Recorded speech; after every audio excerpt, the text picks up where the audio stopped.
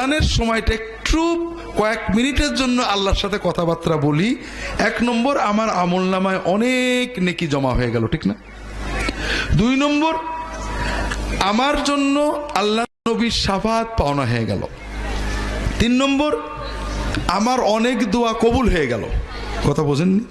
4 নম্বর আছে, আমরা যখন 5 বার এই আজানের সময় আল্লাহর জিকিরগুলো করলাম, আমাদের কল্পটা চার্জ হলো। মোবাইলে চার্জ দিতে হয় না? মোবাইলের চার্জ হয় কারেন্টে, আর আমাদের রূহ, কলব, আত্মার চার্জ হয় আল্লাহর জিকিরে। আজানের সময়টা একটু কয়েক মিনিটের জন্য আল্লাহর সাথে কথাবার্তা বলি, 1 নম্বর আমার আমলনামায় অনেক নেকি জমা হয়ে গেল, ঠিক না?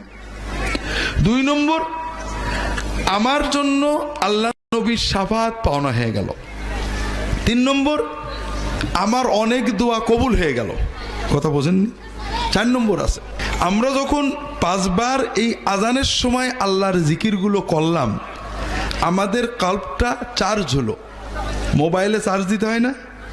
মোবাইলের চার্জ হয় কারেন্টে, আর আমাদের রূহ, কলব, আত্মার চার্জ হয় আল্লাহর জিকিরে।